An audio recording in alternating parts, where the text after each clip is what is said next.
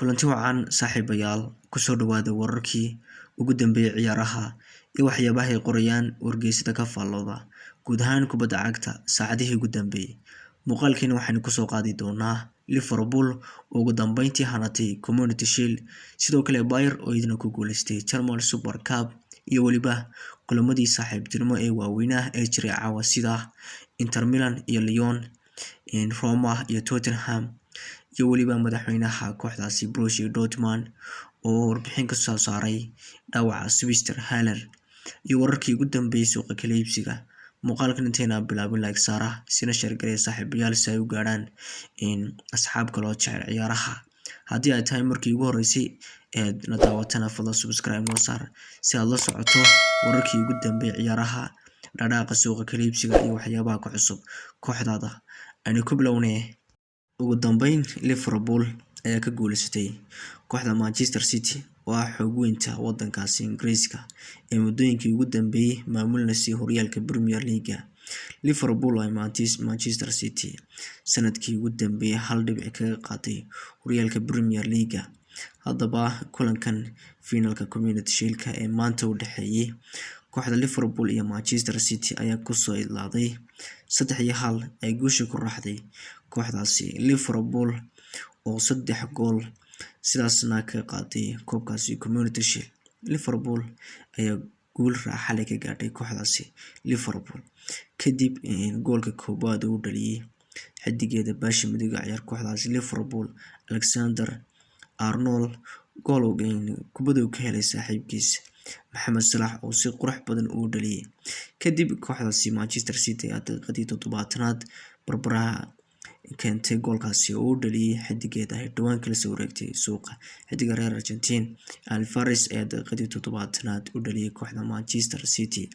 Kadib daqiiqadii 80aadkii ay rikoodho helay xidiga Mohamed Salah, xidiga Masaarida ayaa goolkaasi labaad ka dhaliyay kooxda Manchester City, halka goolka saddexaad ee qoyskooy kooxda Man City uu ka dhaliyay saax cusub ee kooxdaasi Liverpool Darwin Núñez, xidiga reer Uruguay ayaa goolka saddexaad ee ku qosatay kooxdaasi Man City ka saxeexay.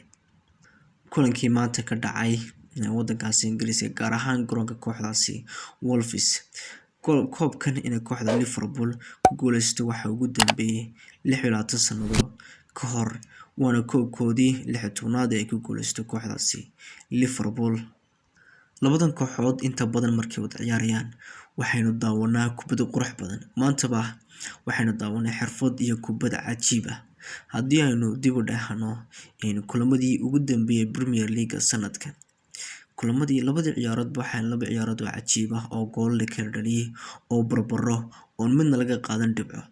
Haddaba kulankan ay kooxdaasi Liverpool garaacday Manchester City oo muuqatay in Manchester City ay aad sidii sanadkii hore ugu daciifsantay, inkastoo laga yaabay in Liverpool awoodooda ay kor u kacday, inkastoo xidigeeda Sadio Mane uu dhawaan ka wareegay. Haddana Liverpool waxay muujisay in sanadkan ay mar kale u dagaalami karto horyaalkaasi Premier League ay welina tahay tartamayaasha ugu waaweyn horyaalka Premier League, gaar ahaan weli waxay kula sii loolami doontaa kooxdaasi Manchester City oo ay ku sii cadaadin doonto inay kula sii tartanto horyaalkaasi Premier League. Dhanka kale Jurgen Klopp ayaa ku guuleystay dhammaan koobabka wadankaasi Ingiriiska laga dhigo. Haatan waxa uu imka Liverpool kula guuleystay dhammaan koobabka Ingiriiskaasi laga dhigay macquulka, ha noqoto Premier League, FA Cup, League Cup iyo koobkii ugu dambeeyay caawa kooxdaasi Liverpool hanatay ee Community Shield. Taasina waxay ka dhigan tahay in Jurgen Klopp uu ku guuleystay dhammaan koobabka wadankaasi Ingiriiska laga dhigo. Dhanka kale Bayern ayaa iyaduna awoodooda muujinaysa oo caawa iyaduna 4-3 ka adkaatay kooxdaasi RB Leipzig. Koobka German Super Cup labadan kooxood u dhaxeeyay caawa ee kooxdaasi Bayern hanatay koobkani kadib gool ay ka kala heleen xidigaheeda Musiala oo daqiiqada 14aad goolka koobaad ugu furay kooxdaasi Bayern, kadib ay ku xigeen Mane, Sané, Gnabry, Pavard. Bayern weli waxay muujinaysaa inay weli sidii xoog badan tahay kadib bixitaankii Robert Lewandowski goolyaheedii ugu fiicnaa. Mane ayaa isaguna goolkii labaad durtoo sii maraya kooxdiisa cusub ee Bayern. Xidigan ayaa kooxo badan u soo kala dhaliyay goolal, waana kooxdiisii shanaad oo imika gool dhaliyo Bayern, waxaanu durtoo sii maraya goolkiisii shanaad, waxaanu kula guuleystay koobkiisii koobaad durtoo isagoo in yar ku sugan kooxdiisa cusub ee Bayern. Tottenham iyo Roma ayaa iyaguna caawa foodeystaray. Mourinho ayaa kooxdiisa hore Tottenham caawa kulan saaxiibtinimo ka hortagay. Mourinho ayaa isagoo sanadkii hore kooxdaasi Tottenham laga soo caariyay, imikana waxa uu dib u dhis iyo dib u habeyn ballaaran buu kooxda Roma oo xidiga badan oo keenay uu sanadkii hore uu kula guuleystay horyaalka saddexaad ee qaaradda Yurub Conference League. Inkastoo Tottenham aanay waqti siin, haddana kooxda Tottenham ayaa imika u dib u habeyn ku wadaa. Antonio Conte iyadana xidiga badan keenay oo sanadkan soo adkeysay.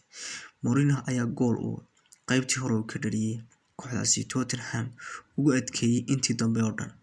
Mourinho gool uu ka dhaliyay Sadio Keita way adagtay. Inta badan Mourinho waxa caan ku yahay daafacan, inuu xidiga kooxdu yimaadaba inuu daafac u ka dhiso. Inta badan uu 5 daafac ama 2-6 oo ku ciyaaro. Marka inta badan haddii uu Mourinho gool kaaga horeeyo Sadio Keita way adkaanaysaa. Kooxda Tottenham ayaa kulankan saaxiibtinimo ka adkaaday gool iyagu oo halfkii hore u dhaliyay. Kulanka kale ee isagana isha lagu hayay caawa ayaa ah kulanka adag ee u dhexeeyay Lyon iyo Inter Milan.